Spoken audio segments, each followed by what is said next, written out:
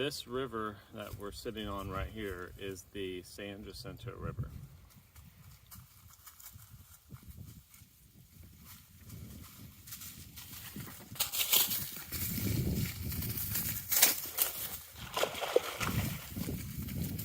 That's my dog Luna. Being insane. Second the camera starts going. So this land that the San Jacinto River is on has been in my family since the late 1830s, early 1840s, somewhere around there. But shortly after Texas won its independence from Mexico, all those that were involved in the capturing of Santa Anna were given the rights to go down the San Jacinto River and stake off any land on the San Jacinto River that they wanted to stake off for a homestead to start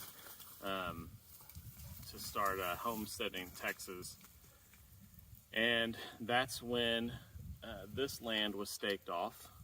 It was, I'm not sure the exact amount of acres that were staked off at first. It's through the years, it's been divided by, it's still all in the family, but it's been divided by brothers and aunts and uncles. But the family still has all of this property, dating back all the way back then.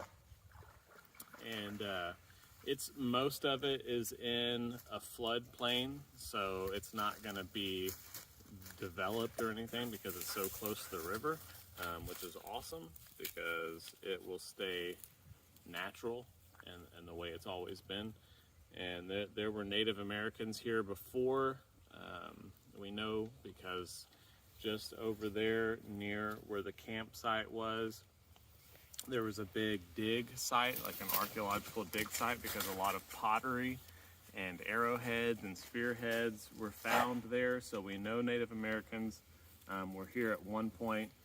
And I don't really know what they did. There was some suggestions that a lot of the pottery and the arrowheads and the flint heads were in kind of like damaged condition. So it could have been a place where the dig site could have been a place where a lot of that stuff was dumped, like bad pottery or chipped arrowheads or things like that were all dumped, almost like a primitive garbage bin or something. But there was a lot of it in one area right over there by the campsite. So they were definitely here before, along this river, before my family obtained it. But it's all still in its natural state, the same way it would have looked back then, which is pretty amazing. So when I was little, I came back here a lot and built forts and played, pretending that I was slaughtering whole armies by myself and things like that, just using my imagination, building little forts, making fires out here, just kind of, just playing on the land. So it's really important that I get my kids out here doing the same thing, because it's a little bit different time. Obviously, there's high-speed internet and online games and everything that can consume their time if it's not, kept under wraps a little bit. So I get them out here and they enjoy it.